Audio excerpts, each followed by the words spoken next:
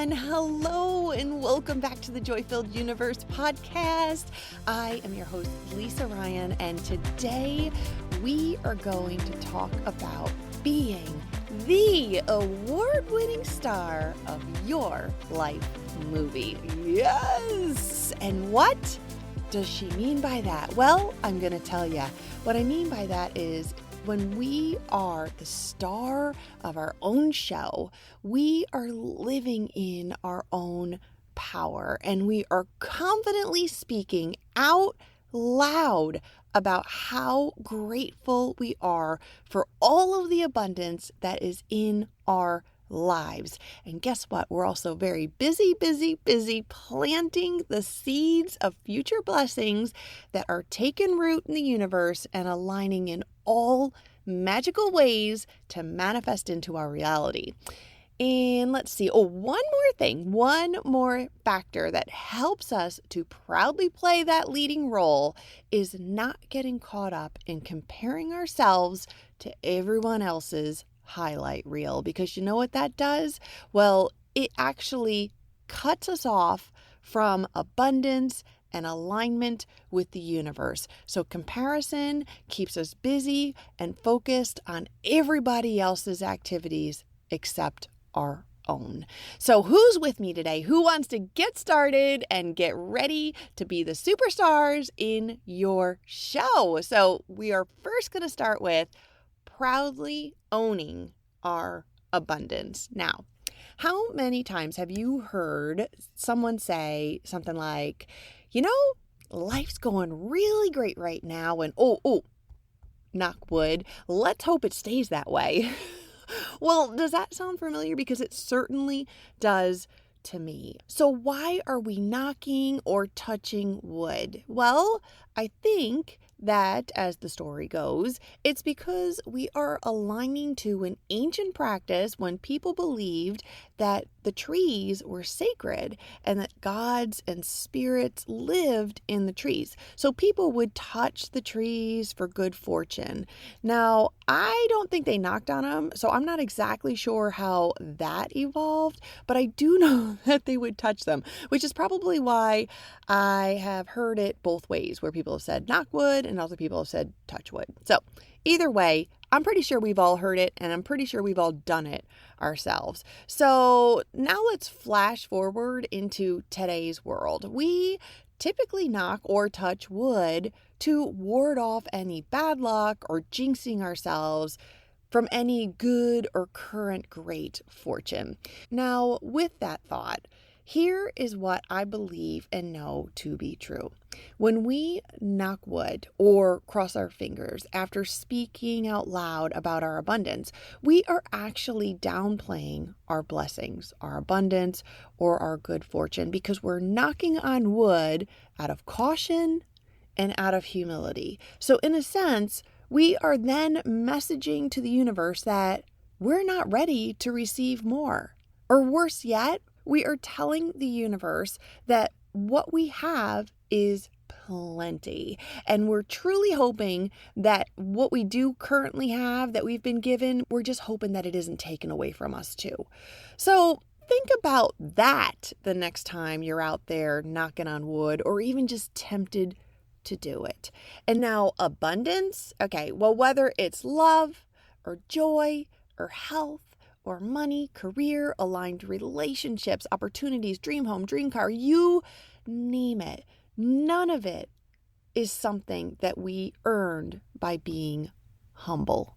No, it is all something that we tuned into by being grateful. And by speaking our abundance out loud, we aren't jinxing it. No, we are in fact anchoring it. And what I mean by anchoring is when we say things like, I'm so grateful for this incredible season of my life. Everything is just so amazing and it just keeps getting better.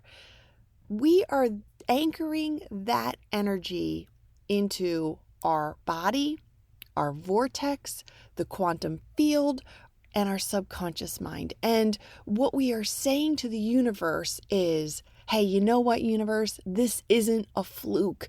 I am aligned to this level of joy, this ease, and the flow, and I'm totally open to receiving more of this or even something better. And that alone sounds pretty awesome, doesn't it? Yes. Hey, you know what, universe? This isn't a fluke. And keep it coming. Yes, please.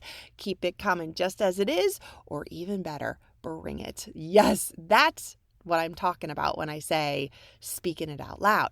So now compare that to someone who says, hey, yeah, things are going pretty well. Let's hope that things continue because, we don't want to jinx it or anything. I mean, knock wood. And then somebody then replies with something along the lines of, oh, yeah, I totally hear you. Fingers crossed. I'll knock wood too. Actually, they don't say that. I just like going like that. But you know what I mean. So statements like that, although well-intended, are really just saying, I don't trust this. I don't think it's going to last. And I'm afraid that I'm going to lose it. I'm afraid that this is a very short-term win for me. And now, if you have been listening to the Joy-Filled Universe pods, we have all learned enough to know that when we message in this type of fashion, the universe is going to respond in kind. Remember, the universe brings us more of whatever vibe we are radiating into that quantum field. Because the universe does not filter for you. No, it doesn't decide like one day like, oh, no, we can't give you that because that's actually bad. So we won't do that. We're going to give you the good stuff instead. No, that's not how it works. The universe responds to whatever energy we are putting out there. Hence, the infamous Buddha saying, be the energy you want to attract. And I remind myself of that every day. I have it hanging up in my office. So the process of anchoring into abundance, if you want to simply state it, is this. When we feel gratitude, we activate a frequency. When we speak gratitude, we amplify and stabilize that frequency. And then when we commit to repeating our gratitude consistently, well, it's then that we're anchoring into our reality. So you feel it, you speak it, and then you repeat that consistently, which is going to anchor it in to your reality. And we are also, by the way, locking this into our energetic blueprint. So instead of letting this joy just pass us by like a cloud in the sky, we're actually capturing it like a photo. And we're saying, yes, this is who I am. Now, here's a quick story that I'm going to share with you because I happen to be half Irish, and my Irish side of the family, well, we have been very ingrained with lots of superstitious behavior. So, knocking wood, fingers crossed, black cats crossing our path on Halloween or Friday the 13th, whenever it is, broken mirrors. And I just said Friday the 13th. I mean, tossing salt over our shoulders for good luck. You name it, we did it. So much so that for many, many years, I kept a piece of wood in my car because when I would be driving along, if I started thinking like a really good thought, I never wanted to be in a place where I didn't have wood nearby to knock it immediately. Honest to God, I would just be like, where would there be any wood in my car? So you know what? I better carry some with me. So I kept it literally in the center console of my car. And I'm actually fairly certain it's probably still there, even because I've had my car for a long time. But it's like buried under several pairs of like unused sunnies, phone charging cords, hand sanitizers, and Lord knows what else is in there. But I'm pretty sure it's still there. And the reason that it's buried and has not been seen for many years is because I no longer subscribe to this knocking wood ritual. And I distinctly remember the day that this changed for me. I absolutely do. The day that I was afforded the freedom and the confidence to speak my joy out loud without knocking wood, because I was learning to anchor in gratitude.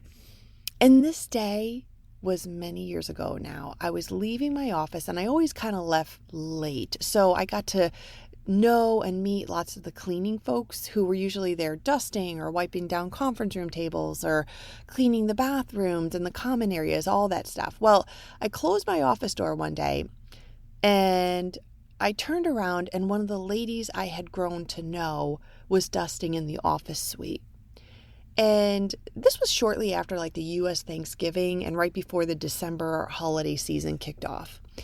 So I stopped to ask her, "How was your Thanksgiving holiday?" And this woman just lit up with joy and was so excited to tell me all about it. Her kids, the food, her grandchildren, how they all live near each other, but her home is centrally located, so family would always come to her, everything. She was going on and on. And the life-changing moment for me came when she reached out and gently held my arm, and she looked right into my eyes. And with her super charming accent, she said to me, "Miss Lisa, I'm so very happy. And I'm so grateful for my life." Well, I stood there just stunned and I was speechless, as if waiting for like a but or a knockwood or something, but it never came. Only the genuine expression of gratitude on this really lovely woman's face. And that very moment literally changed my life. I just stood there with her in this dimly lit office suite. Every ounce of this woman was just beaming with joy. And I thought to myself, wow, she is so genuinely happy. And that is incredible. And then I thought to myself, I want to be able to say that I'm happy too. So that was it for me. That was the last time I have ever knocked on wood or humbly downplayed my blessings and abundance. Rather, I began proudly speaking out to the universe all that is going great, along with all of the desires that I'm launching into the quantum field, knowing that they're going to come to me. In fact, I now speak out loud regardless of what humans are or are not listening, because I know for a fact that the universe is always listening to me. And when things are going great, I'm thankful and I'm always open to more. Now, along with speaking out loud about all the things that are going well in our world, I want to underscore the part where we also use this time to launch our desires into the quantum field. And in many books that I have been reading and have read in the past, this action is called planting seeds. And when I say planting seeds, what I largely mean is when we decide what we truly want, we speak it out loud and we declare it. And by doing this, we are placing an energetic request to the universe, because these seeds are our dreams, they're our wishes, and they're our goals. So, for example, if you're writing a book and your dream is for this book to be a New York Times bestseller, well, then you start declaring just that. Plant those seeds by saying out loud, "Hey everyone, did you know that I'm writing a book? Yeah, well, I am. And when it's released, guess what?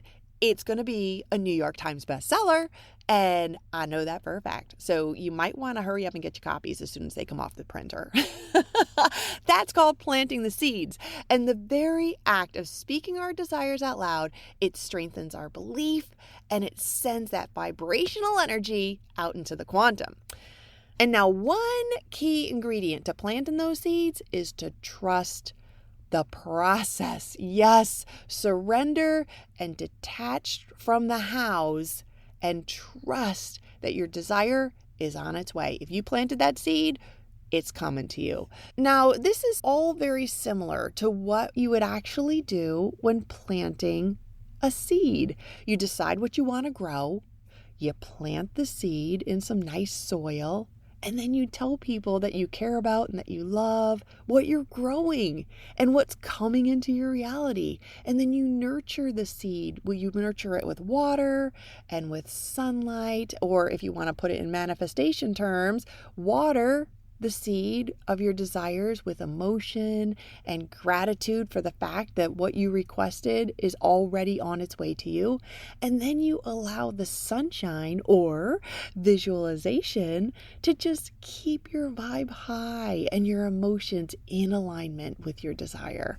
That's as easy as it is. And then you just cultivate it, and eventually it's coming into your reality. So just get out there and start planting some seeds. Start messaging to friends and family and even coworkers and anybody that's listening, your bus driver or your train driver or however you're commuting. Just get out there and plant your seeds. Say, I'm a New York Times bestseller. I'm a millionaire. I'm in love. I'm buying my dream home, everybody. I'm starting my dream job. I'm shedding those unwanted pounds and achieving my dream weight. And for me, my seed is I'm a successful podcaster who is stretching around the globe and raising the vibe in our world. How about that for a seed? I like that one. Very much so. So planting all these seeds, it's really a lot of fun because one day soon you will see that little sprout pop its head up out of the soil. And then it's like, hello, reality. The dream seed is blossoming, and that is when vibes get really high, and that's when abundance starts to shower down on you. It's that beautiful seed of desires coming through to your reality, but it's also that or something better that the universe is going to continuously bring to you.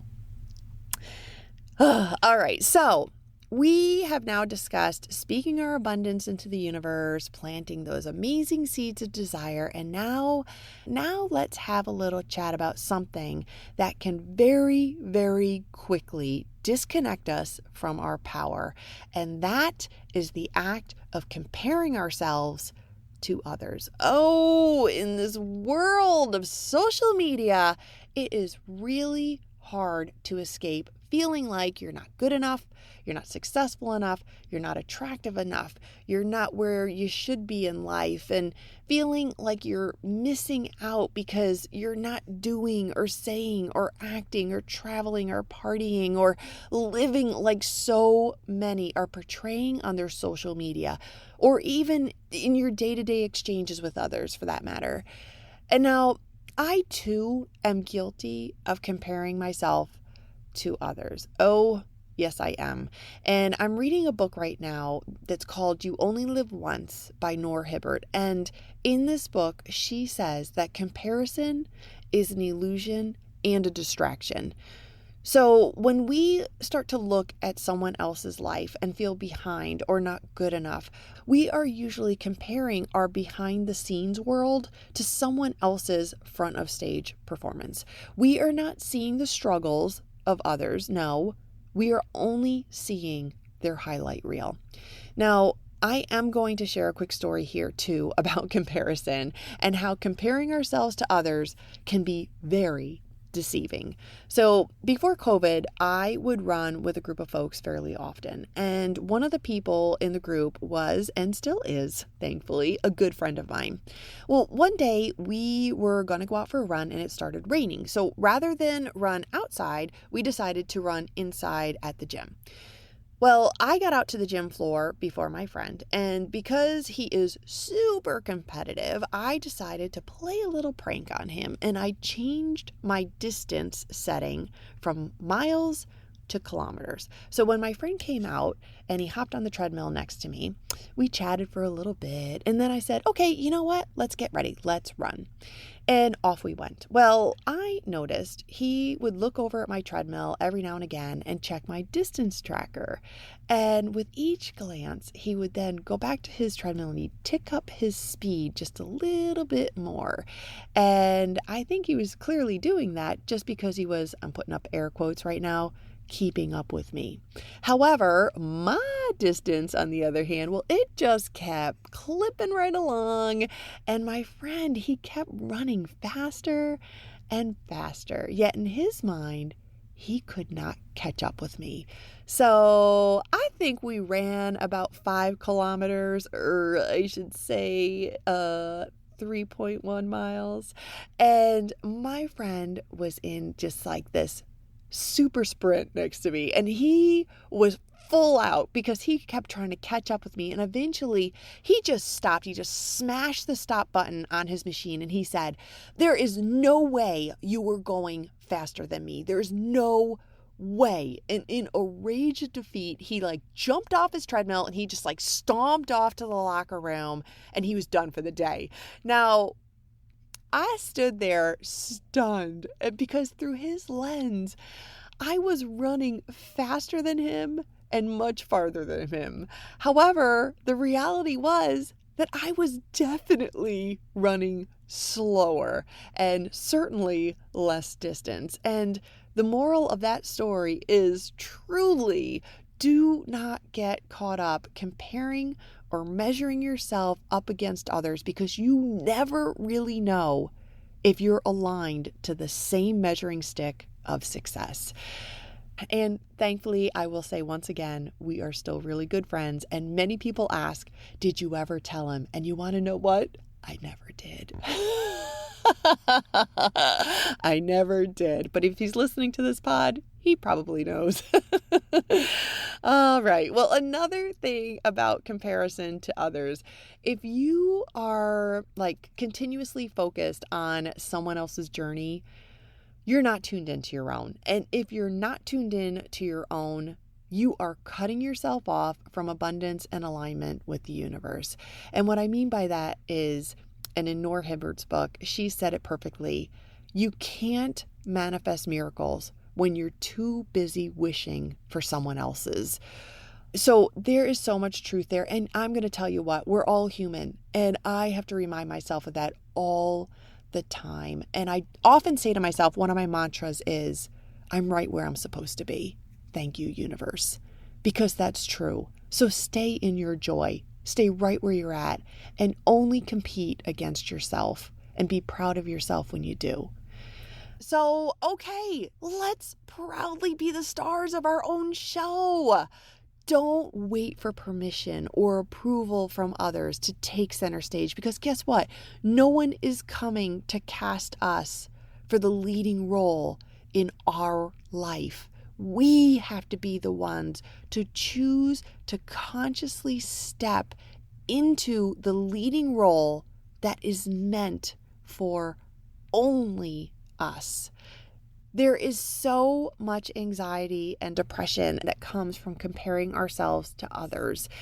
So when you find that you're drifting into this comparison mode, catch yourself and stay centered in your own power. Stay focused on manifesting your dreams, because comparison, it's an illusion, and it only serves as a distraction from our own magic and our own purpose. It is truly a trick that our ego plays on us to keep us small. It dims our unique light, and that is something that only we can shine in our own spectacular way. So just remember, don't assume to know what someone else's journey is. Someone might look like they're an overnight success, but that success largely entailed years of quiet growth. If someone else is shining bright, then be happy for them, because it doesn't mean that your light is dimmed just because theirs is shining. Their movie is playing in a totally different theater and has nothing to do with your award-winning performance. So now, with all the topics of today's pod being messaged, I just want to bring up a quote that I recently read, which inspired lots of this episode's content. And I have no clue who actually said it. I'm not going to lie, but I do know that it resonated with me. And it goes something like this. 10 years from now, you'd give anything to be this age again, this healthy again, and to have this time again. Live your life like your future self is watching. And that is something so simply said and also so easy to forget until those years have passed us by. So don't let them. Start today. Start speaking your abundance out loud, unapologetically. No wood knocking required, because by confidently speaking about our abundance, we aren't jinxing it, we are anchoring it, and the universe responds to our vibe. So be cautious when it comes to speaking words that signal scarcity, like, I don't want to lose this. Remember, speak from a place of gratitude and being open to receiving, because it's then that we are aligning with limitless expansion. And while you're speaking out loud and being grateful for all that you do have, keep that message going and start planting those beautiful seeds of desire. Because once they are planted and nurtured with water, or as we said, emotions and gratitude, and sunshine, otherwise known as visualization, it is up to the universe to bring that beautiful blossom of desire right into your incredible reality. And remember, please do not diminish your God-given power by getting trapped in comparing your incredible life to the lives of others. This is your story. You are the star. So feel confident when stepping into that center stage, because one day, our human experience is going to come to an end, and you are going to get called up to that center stage to take your final bow. And when you do, make damn sure that you can say, like our late great Frank Sinatra has said, I did it my way. Yes, do it your way. You only get one bite of this life apple, so make it count. And that's it. That is it for today. It's a wrap. I hope that you enjoyed this week's pod and you found it to be helpful and applicable to your incredible movie of life. And if you did, please just take a few seconds and help a girl out by rating. 5 stars would be amazing. Follow, or even leave a review and share it with a friend. That would be amazing, because all of this just takes a few seconds and it really helps me out. So thank you so very much. And on that note, I am your host, Lisa Ryan. This is the Joy-Filled Universe podcast, where we come together every week to explore all the tools and tricks that are going to make your universe even more joyful than it already is. I will see you next week. Bye.